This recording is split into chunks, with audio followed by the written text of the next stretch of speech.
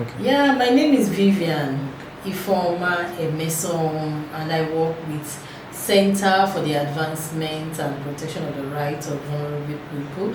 And today we want to look at the boy child and not the girl today, because all the slides have always been the girls. Let's talk about the boy child. How are they treated differently in the family, in the society, and the world at large? Let's look at some of these issues that even the boy child face, because there is need for us to begin to, close the gap between the boy child and the girl child. And to discuss this, I have in the house my colleagues. They are going to introduce themselves so that we can discuss this properly. I'm Mrs. Agatha Chinetu, also a staff of Caprights. I'm a mother, a wife, a sister, because I do have brothers. Yes. So we're going to talk about boy child. It has been so heavy on my heart about the boy child. Seeing their neglect, we mothers, community, we seem to put them at a corner, making them feel this macho something, but deep down in them, they have feelings which we don't come into. So I'm so happy celebrating the boy child today. I'm very much happy to be in the room discussing about this. I am Barrister Mrs. Ngozi Arinze. I'm a mother and the in-house counsel here in CAPRIGHTS-VP. I'm so very elated that this topic has been given some kind of national and even across the globe recognition, because the boy child is almost behind closed doors. It has always been the girl child. I grew up hearing men don't cry, so in this instance, boys shouldn't cry. So today I'm very much happy that we are here discussing about this, spotlighting the boy child. Thank you. Now you have said it, that one of the things that our boys are told or men are told that they shouldn't cry. Why is this so? Why do we think that men or boys should not cry? Is it that they don't have emotions or they don't have feelings like the girls?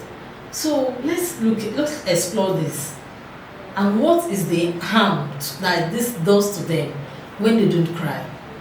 They keep bottling up a lot of things. Yes. The things that they would want to share with someone, they won't share, because they have been told they are not expected to cry, whereas the girls can cry.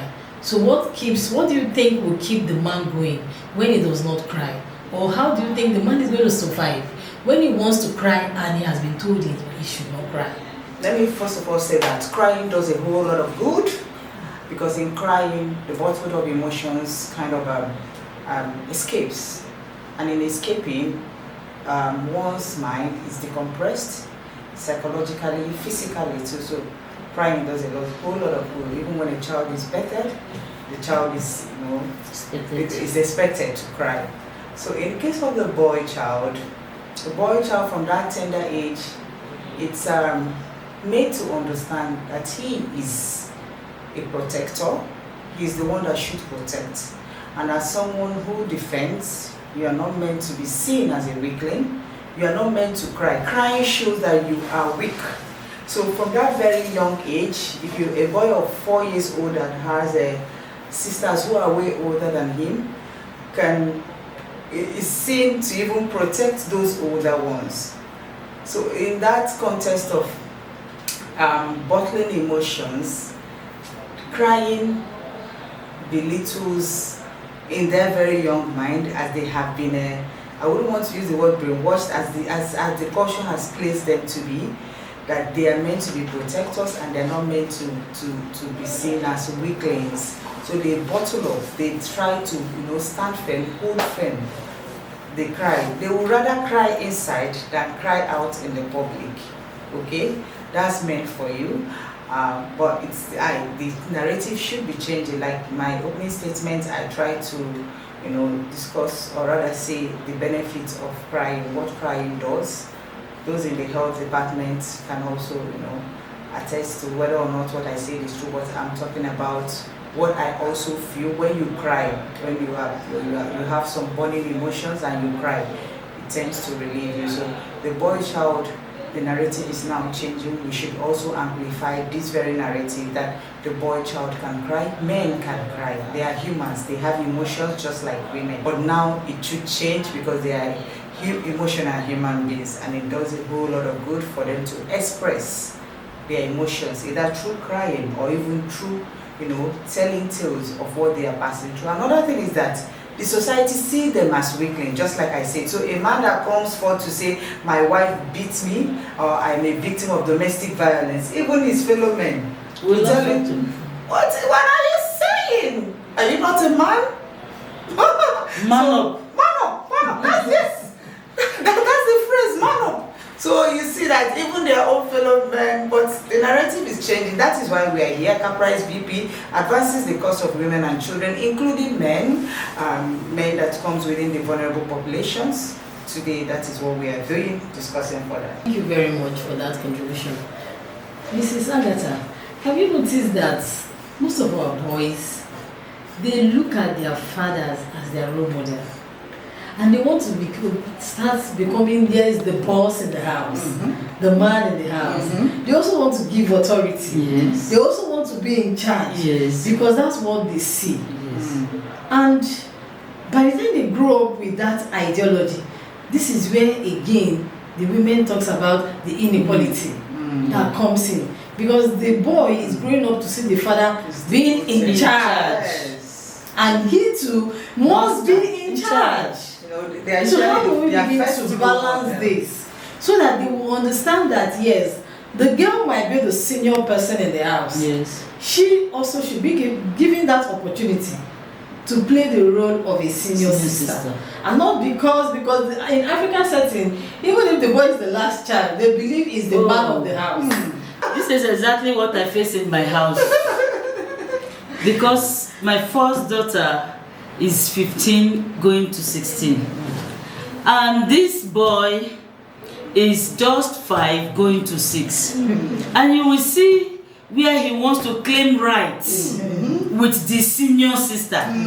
But I come in because you tell the senior sister, if I don't stay before they pay your bride price, you can imagine as small as he is, he has it already in his mind that he must be seated before they will do anything for the senior sister. So you can see the challenge I am in.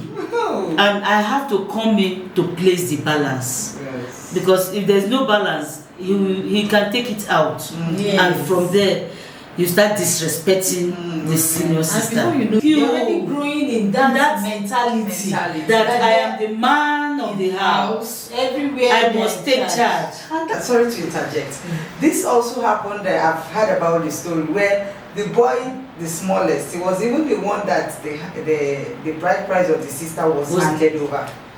The bride, because he's the only surviving son of that very family. So the respect for the boy child also, has something to, they see it. Yes. They see the respect and they feel that it is it's more like it's their birthright. Yes. Their birthright that this respect must be given to us. Women must obey us. Yes. So it's not something that where the upgrowing parents come in. Yes. How do we close up this gap? How do we treat this boy and the girl equally? Let them understand the equal opportunity. What is for the boy, yes, it's going to be for the boy. What is for the girl, is going to be for the girl.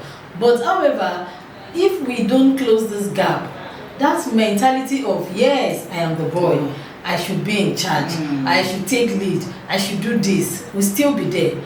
And this is some of the things that is still drawing the society back. And this is why we are bringing this discussion to the table, so that we all can look at it and parents can also sit on their toes to see how they can treat the boy child and the girl child within their purview and alike.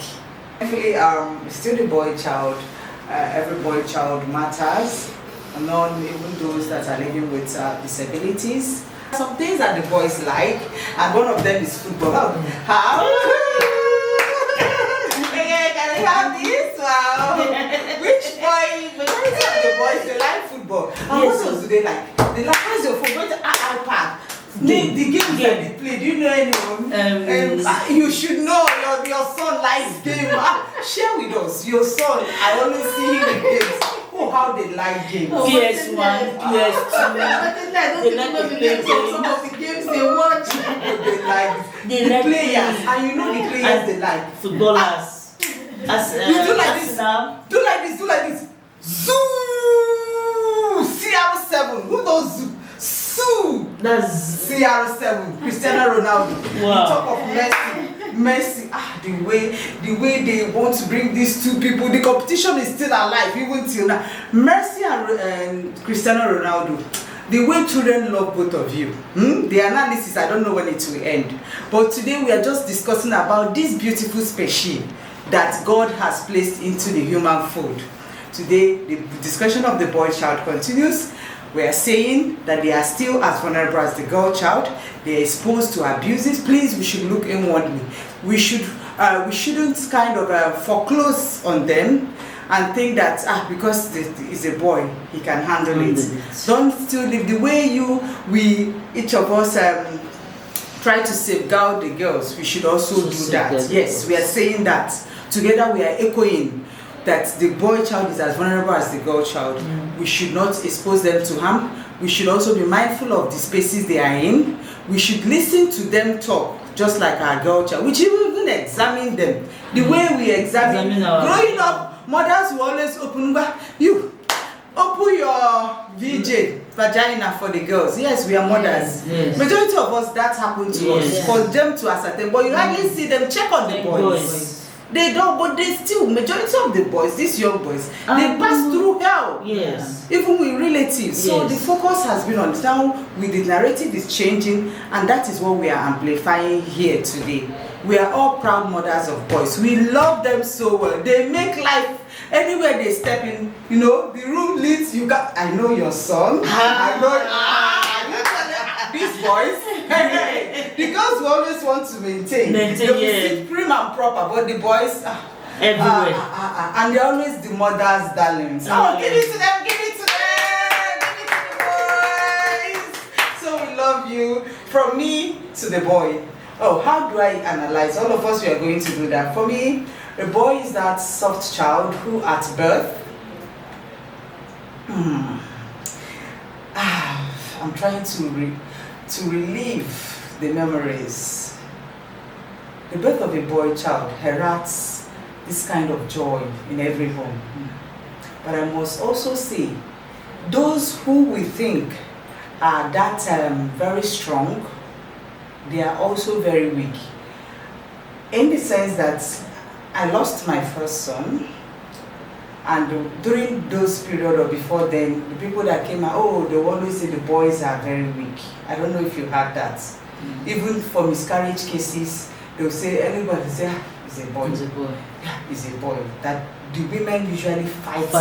They fight more. So you can even see that those who will think that they are strong, in the womb, any little thing that happens, and it's a boy, even if CS, everything about the boy in medicine, they like, because they know that little chances can make a girl can struggle and still come out. But so you see how weak they are. But the society has, kind of beclothed them, or rather clothed them with some sort of a shield, as if that they are not humans. But I can tell you that these boys, they are humans. And I will say, the B stands for what?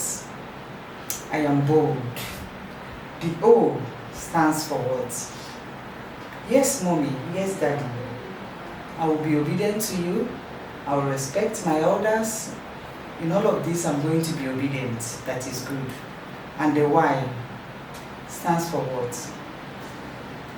In this very clause, you will figure out what the Y stands for. I am still yours to protect. Yours to protect.